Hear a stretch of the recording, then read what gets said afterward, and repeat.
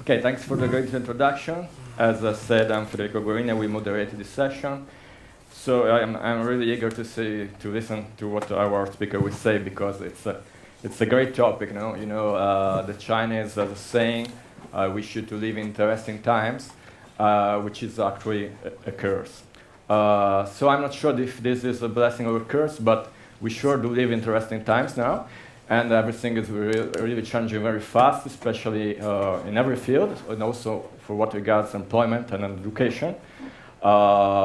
You know that almost 1/3 of Americans right now are freelancers, so they don't have really a steady job. They just have several kind of, they contribute to several kind of works or jobs. And also, technology changing a lot the landscape, the employment landscape. For instance, recently the company Foxconn in Taiwan fired 60,000 employees because they replaced them with robots. So really, we are we are witnessing a great shift in this landscape, and we're gonna try to discover what will happen next. So one thing that we are witnessing is also that everybody is talking about entrepreneurship, of how cool is it to become an entrepreneur. Entrepreneurs are the new rock stars. And I go to a lot of startup events, and this is basically the message that passes.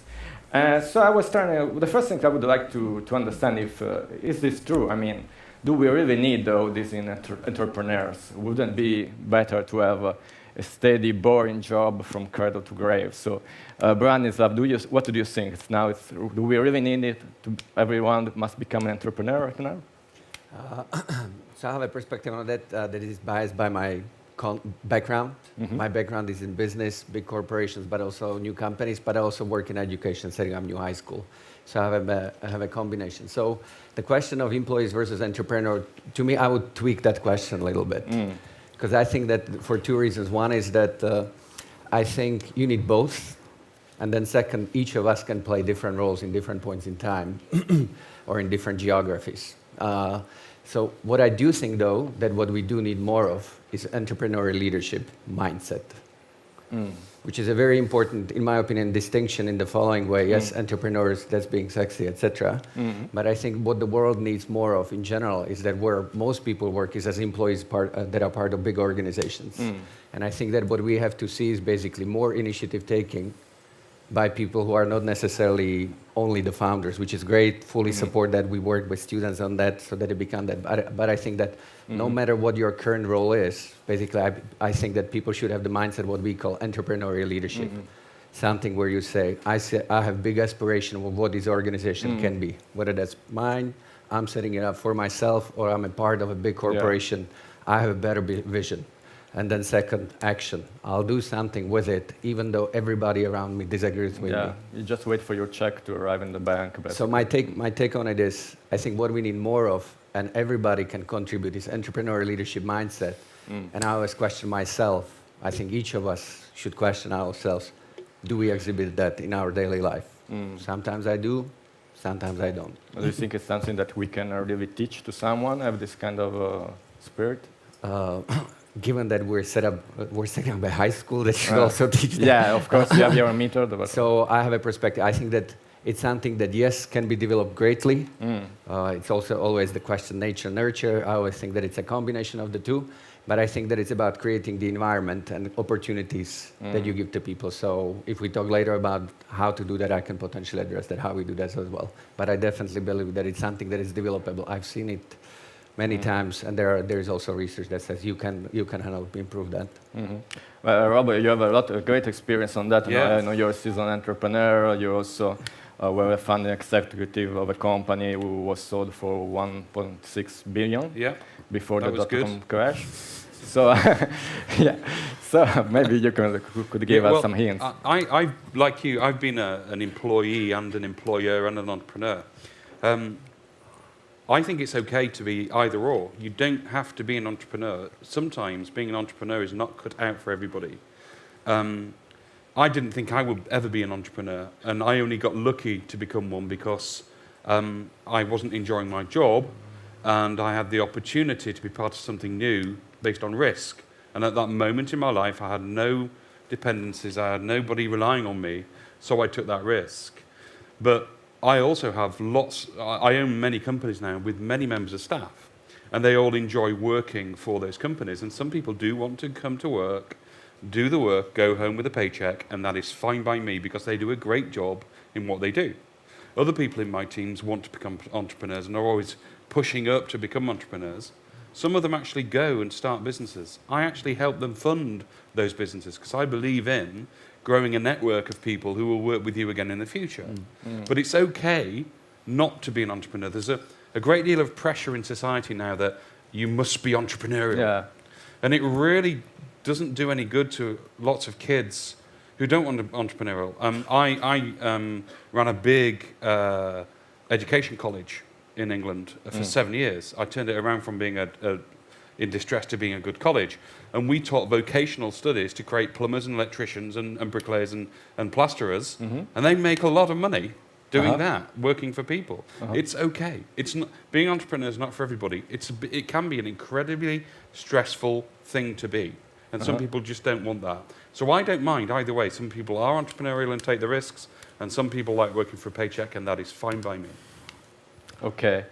Okay, given you were also giving coaching sessions, do you think that right now with the technology that we have, all the MOOCs, the courses, and the online courses, do we still need to get a degree to become successful in our job? I don't believe that at all. I mean, I know people who started without any formal education. Some of the greatest coders I know who have worked for me and now run companies never got any formal qualifications beyond the basic, what we call GCSEs in the UK. Never went to high school, never went to college, just got on with it and did the natural inquiry to learn what they wanted to learn to get the skills they needed. Going into a job earlier can get you the skills you require without going in later as a graduate. Maybe I'm too well balanced. I don't mind, but I think we have something called saying horses for courses in the UK, where people will go their own journey, and there is a place for that. But yeah, I don't think you need a degree. Can I step in? Yeah, sure. I agree and disagree. Good. That's a debate. Yeah, of course. So I agree on the following: that you don't need education to be an entrepreneur. I'm 100% agree with that.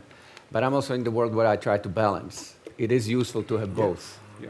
So I think what the entrepreneurs have is this, just in my opinion, like inspirational like this drive for action, and like exploring real life with practice. That's fantastic.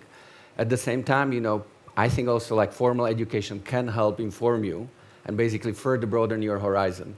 And it's the combination of the two that is importantly powerful. Because if you do only one, like for example, I've been to some universities or some institution where it's just theory, which is great for, if you want to become scientist, but lacks the practice. On the other hand, if you have only practice, sometimes it's puzzling to me that, I talk to entrepreneurs, they're asking questions about whether they should do X or Y, and they want to do X, and I just go, no, just look at these other situations. It's completely different context. You should not repeat what you're doing. So I think it's the combination that can be most powerful. But when you say something like this, they tell you, Mark Zuckerberg didn't get a degree, and Bill Gates didn't get a degree, Steve Jobs didn't get a degree, so... There are always outliers, aren't there? There are always people who book the trend. So I agreed with him there. So I've started by saying you don't need one to become an entrepreneur. I agree with that. I'm saying, how do you maximize your capabilities? I think it's the combination. Yeah, sorry, Jerry, I don't know if I forgot you. Yeah, sorry. From my perspective, just kind of relating to the original question, I think there are two things that are being conflated.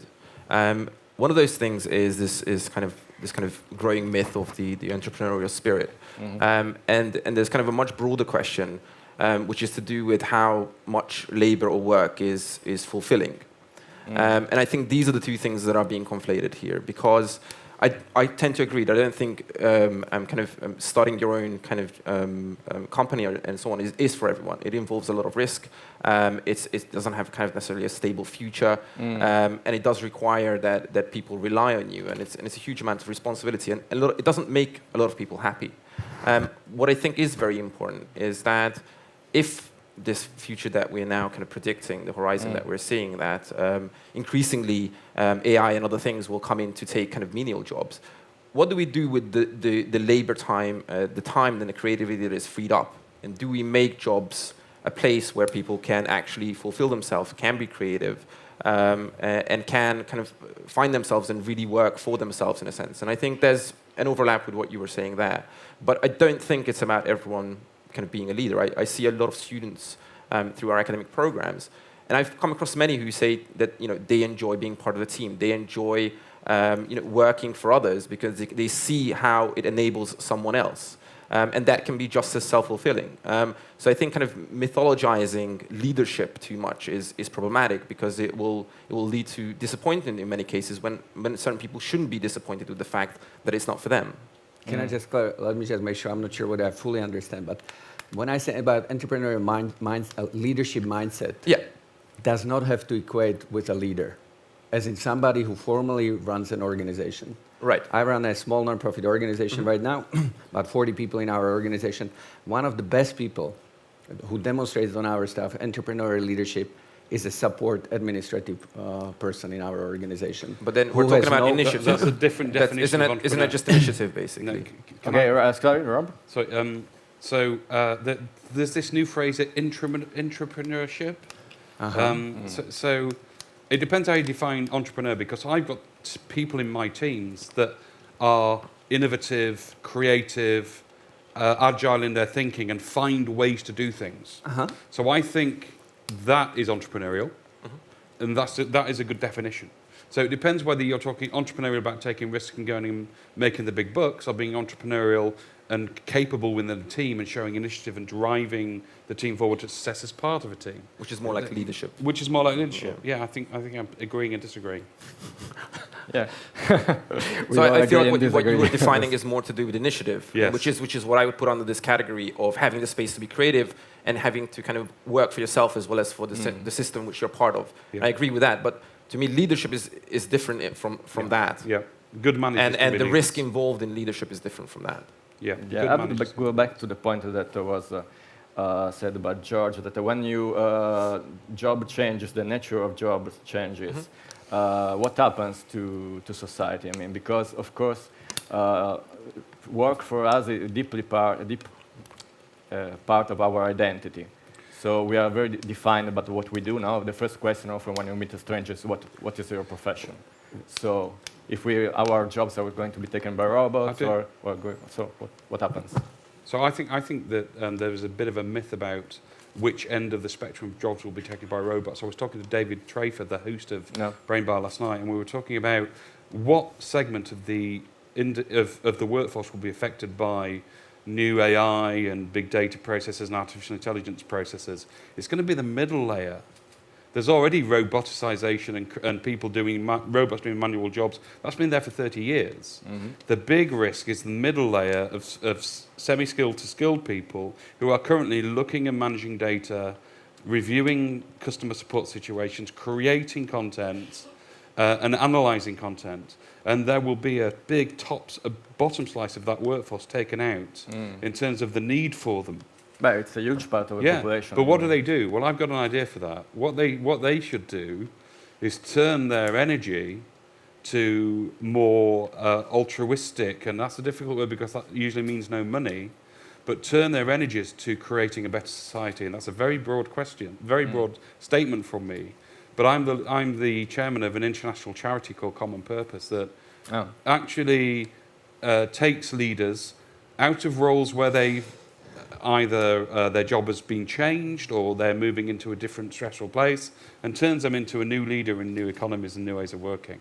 So, but equally, we could just go to the Star Trek methodology of the Federation of Planets, and nobody has to work, and it becomes a meritocracy because people want to work. And that's another way of looking at it. If you're going to change an economy, different countries have played with the idea of giving a baseline salary to everybody, regardless, and letting them find their own way in the community and society.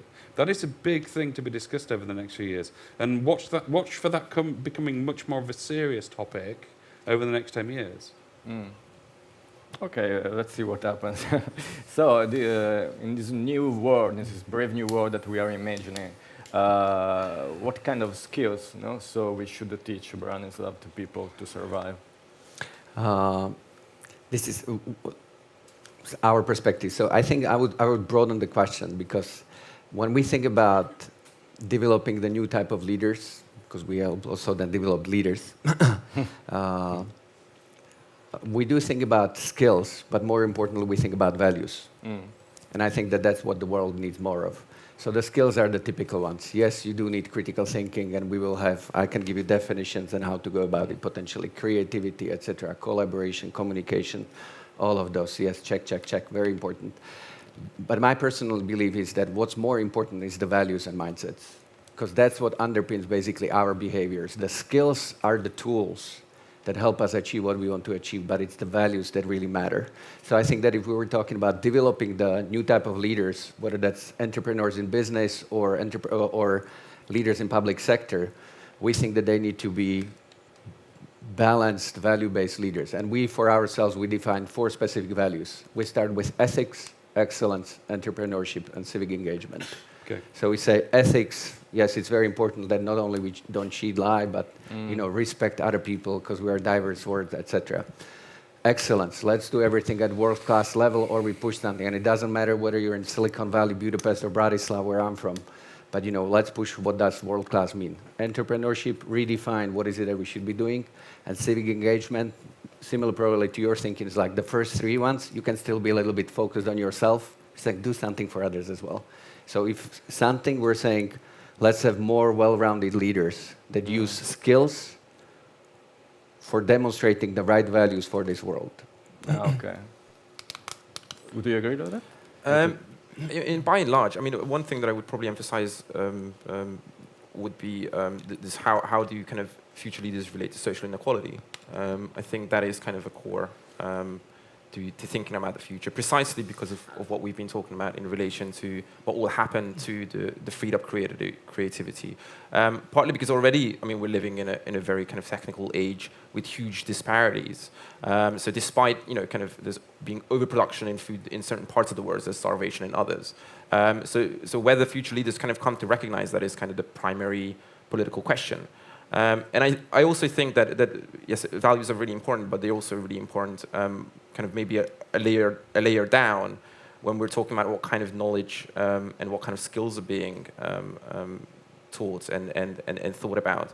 Because there is certainly kind of a huge hype to STEM education, which I'm very much for, by the way, because I think it will be kind of crucial in keeping up this level of progress. But at the same time, I think there's less talk about the type of education which is about thinking how to actually deal with this world that we're coming into, how to record the experience of what is happening. So I mean, I saw a video the other day which is about people flying drones with their minds. I mean, it's completely crazy. And I didn't know what that actually means. I have no idea what the implications of that for society are, and if it's a good thing or not. And I really could not imagine how we ought to relate to that. And I think you need people that are not simply able to do, but that are able to think about the implications and how to kind of construct the better society that we want out of this. And I think for that, it's not necessarily the people that are able to do. It's the people that are able to think about what is happening. And there's a growing disparity between the progress that is being made on a technological front and what we actually understand about what we're capable of. We understand less and less what we're capable of versus what we're capable of doing. So that divide is growing. And therefore, I'm a little bit skeptical about kind of progress for progress' sake. Can I build on that? Yeah, sure. Because I think, tell me whether this addresses it, but I think that we are trying to address, for example, in our education, what you're describing, because we have a couple different pillars how to do that. What is it that we want to achieve with the education? We have STEM, like sciences, math, technology, etc. You have to know that, yeah, whatever you pick there. But then second, we have something, for example, what we call Central European Studies, where we teach humanities, etc. The reason is context. Like understand the environment that you live in. What's the history, what's the present, what's the future, and what are the relevant topics that you need to think about so that you can improve the society. And on top of it, then we have like this entrepreneurial project where we say, do something about it. So you have to have the sciences and the context so that you can do something. Sure. And then more importantly, I think, at least for us, what's most important, we do it for high school students, but I think that it's relevant for everyone at every stage of their life, which is what we call self-discovery. Reflection. Like once you do something, you learn something, you did something for the external environment. Who are you? And how is it that you want to contribute to the world around you? Yeah, I mean, I think these are absolutely crucial. I mean, in terms of our program, we try to kind of build it into every part of it, which is whether it's to kind of do with volunteering or the kind of the questions that are being asked in a particular tutorial. I think these things work well when they are kind of always there, kind of constantly a part of the tuition for students to kind of reflect on their values, to come across the fact that they have values. They might not even be aware of it. They just might think that, oh, this is just how things are. And one of the things that you'd often want is for a student to realize, oh, no, this is an assumption. And that is the basis for becoming reflexive and getting to think about, oh, this is actually a position, and that is actually a kind of a value judgment in that.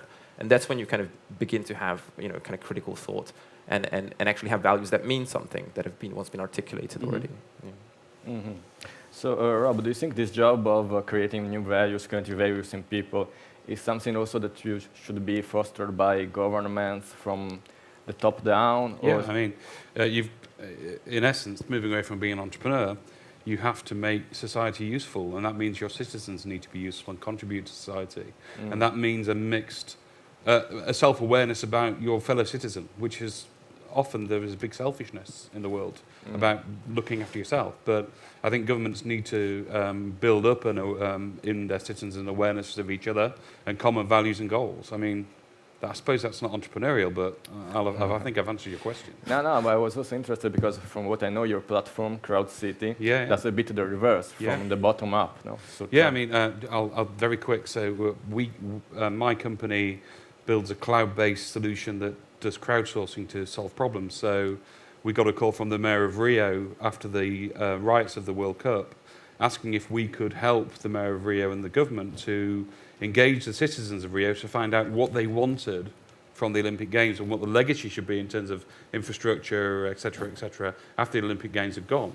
So it is bottom up because you ask the citizens come in, they collaborate and discuss, they decide between them using voting mechanisms what is more important to society. So that is the democratization of innovation, I suppose.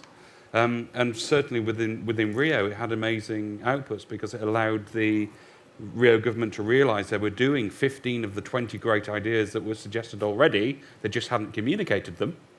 And the further 5 ideas were great infrastructure changes to really enhance the lives of the citizens of Rio beyond that. But the great thing about that is the citizens had their voice and they drove government policy rather than government policy deciding what would be good for the citizens. Yeah, so this could also be an answer for the problem of employment. Entirely. Okay, shifting a bit the focus on the way organization with technology. People work from remotely, and also the management becomes more horizontal. Sometimes hierarchies are no longer so important. So there's also a kind of approach called holacracy, which really basically suggests to remove all the managers at least. I don't know if you're aware of that. I'd be happy with Zappos, that. Yeah, Zappos tried that, but without much success.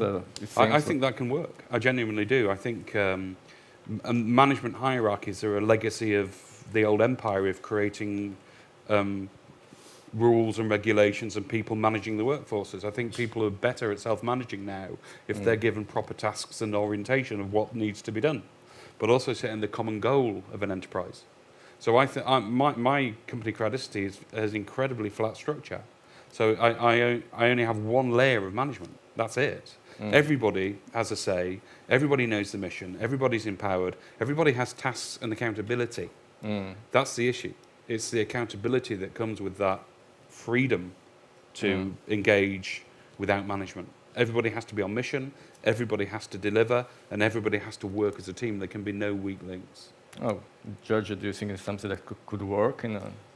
I think it's much more about kind of finding the best place for a person in an organization and the necessary to do with hierarchy. So that kind of people have things that they're very good at and maybe other things that they are not. And kind of finding the place where they can both grow, but at the same time kind of really have a sense of achievement that because they're in the right place. I think that is the fundamentally the most important thing. At the same time, I'm a huge believer in kind of physical proximity.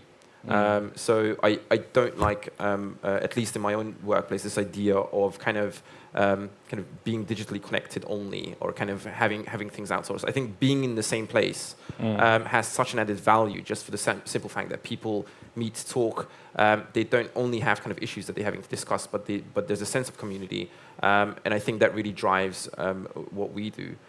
So I think this notion that increasingly there's freelance, increasingly people kind of work in coffee shops and homes, and there's this kind of atomization of the workplace. I'm not sure I'm a huge fan of that. Can I? Yeah, there was Rob before, sorry, because he just...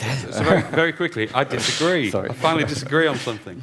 I've got about 4 or 5 people in my main office at Greskovits, and everybody else is around the world, working out of coffee shops and their homes, and sometimes in central offices.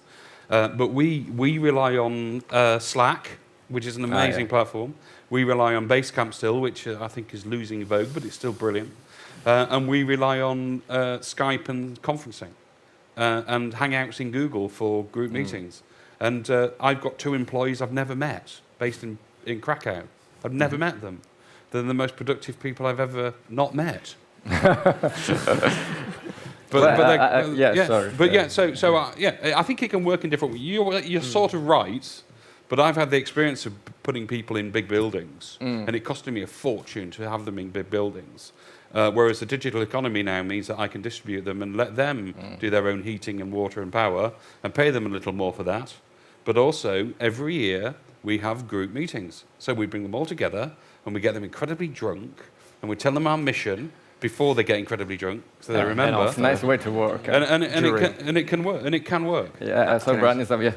So I have a nuanced perspective on this, that distributed versus centralized. I think that my perspective on creating great environments, we start with inner drive as the key motivation. Not extrinsically driven motivation, but internal. Not bonuses, not objectives or something, but what is it that you want to do? Part of inner drives, like what is it that drives us as people? Purpose, growth, relationships, those kind of things. So here's my perspective on it. For productivity perspective, I used to live on one continent, work on other continents. I would commute between continents. For productivity reasons, you can do distributed, no problem. And with the video conferencing today, it's like as if the colleague was sitting next to me, we're cranking on the spreadsheet or something. It's like, for productivity reasons, you can absolutely do that. What misses in that model is the connectedness to other people. It's the Friday afternoon when everybody's, trying to get off to the weekend. You just bump into each other, and that's what gives most people. I'm not saying everybody, but many people it gives just pleasure. We're just humans. We like to connect to other people, so you do need the combination. Yeah, I agree with you. If I can share also a personal view, I know, for instance, on the positive side, there is the Hyperloop. The Hyperloop case. There is one of the companies that have been in it that is supported by crowdsourcing. So they're basically using people that are working for free in exchange for stock options, futures of course. So it seems to work. I don't know if you're skeptical about that. But So I give one case study about making people work in the same place, and that is Marissa Mayer at Yahoo. One of her first dictates was, nobody can work from home anymore. You must all come to the office. Now, I don't know what you think of Yahoo, but it's not a great company.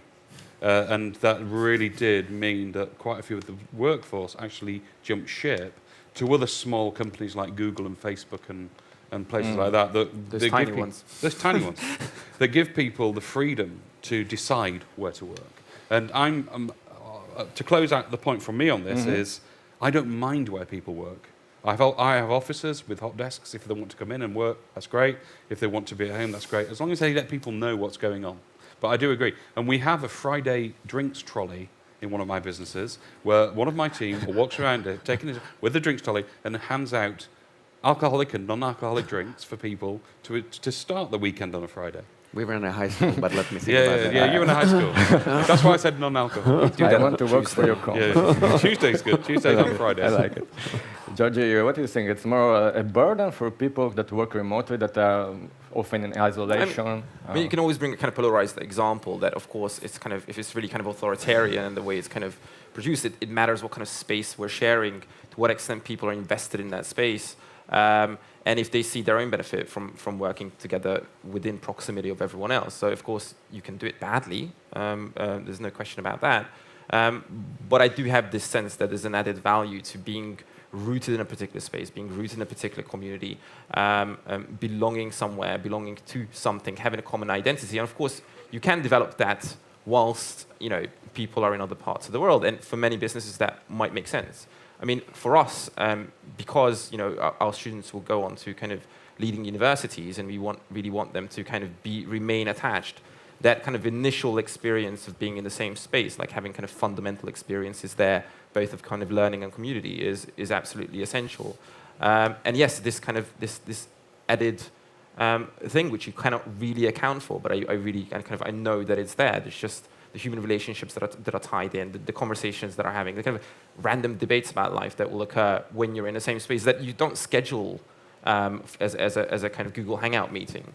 And that's what I would miss, I think, if we were so much more kind of like thrown apart. And a lot of our students are, around the world, and therefore, there is a sense in which kind of bringing them back is one of the main challenges, and where I see that if they were around, obviously, then that kind of proximity would kind of produce its own thing. Yeah. So let me. So I understand, but I will also challenge one part, which is like if we're preparing people for life, for example, and the working environment is part of that. One could argue that just putting people, forcing them to sit in one place all the time, helps you basically learn conformity. But do what the crowd does. Like this is what we do here. Entrepreneurship. Again? So I didn't suggest that we force people. I was talking about much more about kind of having an environment in which people enjoy being in the proximity. Which is great. The proximity is great. I said, I agree. But also at the same time, I always look at some example some aspect that I like from the Warren Buffett example, that he lives in Oklahoma, one of the most successful businessmen on earth. Yeah, and he said that he moved to New York because he wanted to be in financial industry. But then he moved out. And he just said, my understanding of what he basically said, I just wanted to think for myself. I didn't want to do what everybody else was doing around me. So it's the combination that, yes, relationships and being part of community, but also take a step back and think for yourself. Maybe everybody else is wrong around you. Okay. My daughter goes to a school called Interhigh, which is on the internet. So my daughter doesn't go to a physical school. Oh. So she has lessons in the morning that are compulsory, and then in the afternoon she has any lessons she wants to do, from Mandarin to whatever. And she gets her social engagement through sporting activity. So she's learning to become part of what I think is the new economy, to have that self-starting, to have a self-reliance in order to be part of this new broader economy that doesn't have central offices. A very interesting point is also you work with the young students. You think they are becoming, their mindset is becoming more adapt to this new situation? Do you think they are already ready to work in this kind of environment? Of course, I think it happens organically. I think you can encourage it in these ways. My point is always about kind of balance. So yes, there's more information out there than ever. Is the next generation ready to filter that information for what is relevant, what can actually count as evidence or truth as to something? Can they think critically about it? We've done, for example, Google Hangouts seminars, and we've done video lectures and all these things. And I always felt that the proximity was missing. There's a special kind of dynamic that happens when 6-7 students sit down with a teacher. I completely disagree with that, because the school my daughter goes to online, they have the best teachers. They don't just have the teachers they can get in the district where they are, and some of them are great, by the way. But I find, because my daughter goes to an online school, they have the best in the world, because they've got a broad audience coming in from around the world, and they encourage those lecturers and professors and teachers because it's a great thing to be doing, and they can work from their home as well. Can I challenge that? Good. This is getting hot. 50 seconds. Challenge. So 2 points. One, we invest ton to get the best teachers, but I always said the following. Our assumption is that the teachers is the most important instrument for development of our people, which may not be true. Why is it that we don't have more peer-led education? I agree with you there. Why so is we're it that, agreeing again. that our approach is basically let's shove like more knowledge and more skills into people's heads, just give them a challenge and let them struggle with it. Yep. Okay, and you cannot do it every time, and you cannot do it probably when they are 6-year-old, something, it has to be age appropriate, you need to have support systems. But so have you seen Sugita Mitra's building a school in the School cloud? yeah. Yes. Not Well, everybody- exactly is that, isn't it? Not everybody's enthusiastic of that. Say again, sorry? To be honest, not everybody enthusiastic. Oh, yeah. Of this kind of system. Yeah, our time is over, so we have lots of questions. I think this one is for Rob. I would start from this. Let's see if display. Okay. You mentioned that society will become a meritocracy focused on altruistic principles. Instead, wouldn't the same thing happen as in the Industrial Revolution? People forced into lowly jobs to survive? I think it's anti the Industrial Revolution, isn't it? The Industrial Revolution. Sorry, I've got the question right. You mentioned the you can see that. I think it was you that said that. I think it's almost anti to the Industrial Revolution because it gives freedom. It gives an opportunity, and this is theoretical, isn't it? That if we have a meritocratic society without money, it will be like the Industrial Revolution. I think it will open people to do exactly what they want and contribute where they want to, without the need to be a wage slave. Most people are slaves to the money at the end of the month, and they don't put their head above the parapet. I think in a meritocracy that people would actually compete for that merit rather than the money and the salary. Okay, so we have this one has 7 votes, so that's most voted. With aging population and greater automation on one side and a world where anything can become a career, how do we balance between leading with the great ideas and following great leaders? It's a bit deep, philosophic. That's good. Who wants to answer? That's good. I'll let somebody else answer that. Self-selection. Self-selection. That's my take always. Throw up we a have coin. freedom. Say again? Throw up a coin. Decide. No, I always say it's self-selection. The world is, out there, and I always say we all decide. There is no one perfect solution for everybody, which is great. And we just decide what is it that we want to do. Self-selection. Okay. Yeah. Good answer. Yeah. Thank you. Will you grade me afterwards? Yeah. that was a 9 out of 10. So, next one. What do you think? Which is that point to quit your job and be an entrepreneur? What's the point? Yeah. When you are so sick of working for somebody else and that person is usually incompetent. And that intersects with, can I take the risk? And I always say yes, but when I took my first risk, I had no dependents or no people relying on me, so I was fortunate. But yeah, I think when it becomes so much that life sucks so bad in the job you're doing that getting another job wouldn't help, and doing it better yourself as an entrepreneur would. That is the point. Can I have, I agree with that. There are 2 different reasons why people change careers often. One is to run away from something versus toward something. Yeah. And I think the trouble often is that actually not many people reach the point when it's so bad that you want to change. It's good enough. And I think therefore that you have to have also the other perspective, which is, but what I'm really passionate about. The point is when you say, I think the question I always think about, you should think about dreams. And is your dreams, worth taking some risks? Yeah. Even if it can cause discomfort in the short term. But it's something, then you don't run away from something, but you say, what is it that I run towards? Yeah, I get you. That was me. Okay, we have also a question from a teacher who says, in my business life, I meet a lot of young entrepreneurs without any ethics. Isn't that a reason, if nothing else, for education? Raj? Sorry. That's a question. Entrepreneurs have no ethics, so education is necessary. I don't think education is the only place you kind of get ethics. I mean, you get it from a range of places, whether it's to do with your kind of social group or your family life and so on and so forth. But yeah, I mean, it should be part of the very definition that we use for this word. That it should be about a kind of greater good to some extent. I think this idea of this kind of 19th century liberal idea that enterprise is about fulfilling one's own needs is something that should be dated by now. And I think this is why I'm like kind of really enthusiastic about social enterprise, for example. I think that if there is a horizon, then it should be about social enterprise meeting some of the functions of the state in the near future. So I think if we can define enterprise and entrepreneurial spirit in that way, then there would be this kind of fusion of ethics with it, which would be really useful. Okay, Robbie, you don't agree? I do. I know why this is a problem. We have a TV program in the UK called The Apprentice. Oh yeah. And I think they've got something in America called the Shark Tank. Do you have anything like that around in your countries? Or? I mean, I've seen it. But Okay, yeah. so basically, they are game shows that bring on people who are the worst type of entrepreneur who want to be famous and big, and they collide them together for entertainment purposes. They should never be entrepreneurs. They are psychopaths, most of them.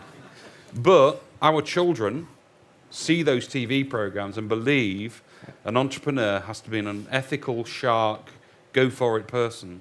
And you have to have those lack of qualities and values in order to succeed as an entrepreneur. Now, there are some entrepreneurs who definitely do that and have done that in some points in their careers. But many entrepreneurs try to be collegiate and take people with them and not harm.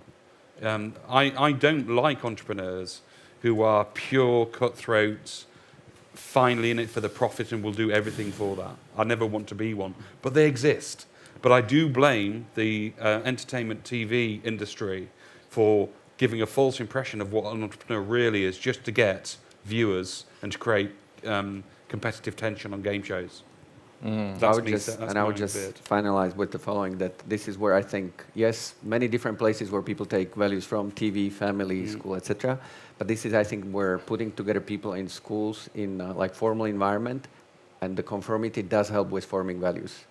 Like when we have students who run companies, etc., and some of them don't even consider ethical questions. Right. And then being challenged by their peers, they don't see us as adults sometimes, as the best role models. But when their peers challenge them, is that okay? Those are the moments that are important. So I think actually, absolutely, education should be part of the answer. Okay, I think this one is answered. Okay. About automation of workplace and isolation against sense of community. What do you think of the communities that are growing around co-working spaces? Rob? I start my businesses in co-working spaces. So I've expanded one of my businesses into WeWork in London, which is an American. Yeah. And I find that the small teams that work there, collide with all of the other entrepreneurial young businesses that tend to be in there, and it creates partnerships and opportunities. I believe they're great. I really do. I think they're an optimum space for collision, coming together, starting out. I think they're good. I agree and disagree. Good. That's the point of the debate. Sometimes isn't it? I have the feeling that you just pay for having company and for a desk. You get free beer. Yeah, I get free beer as well. Yeah, it's very good. It's very good on a but Friday. It's a bit expensive. Exactly. Okay. What do you think about the emerging new trend in companies like full financial transparency to the community and their customers, partners?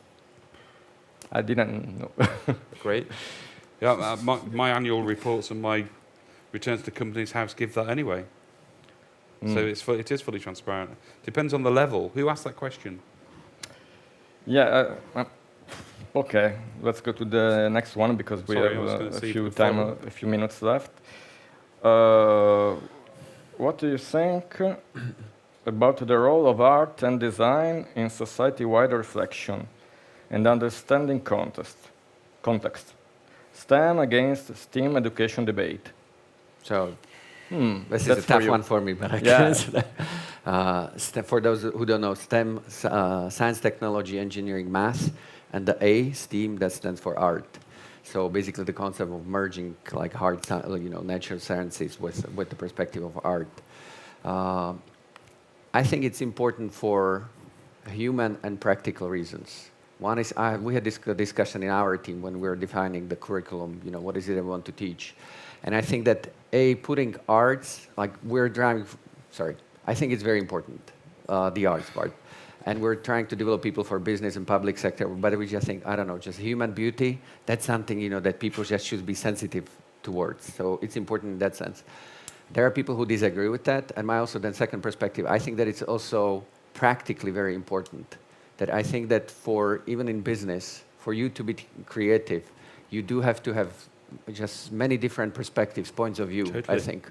So I think that the more perspectives you are able to have as a human being, it does make you more productive. So even from the more practical perspective, I think that it's for both the human and productivity perspective, yes, it should be combined. I see you are nodding, so... I'm going to add, I started as a painter, so I'm an artist. I do big, broad portraiture of people in industry. Oh. And I only got into technology because I wanted to move the pixels from my art around the screen. Oh.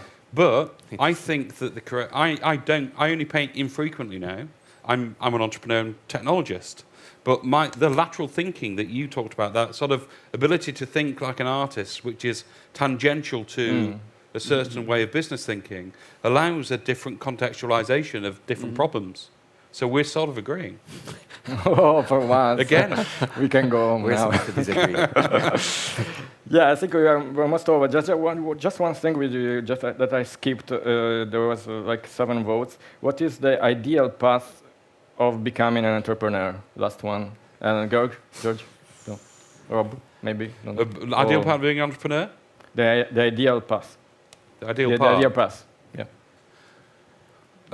Ideal path. Path, sorry. I thought you said path. My fault. Ideal path to become an entrepreneur.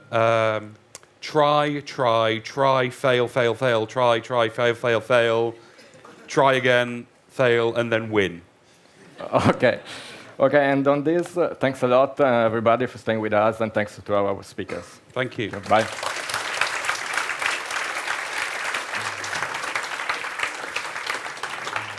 Thank you.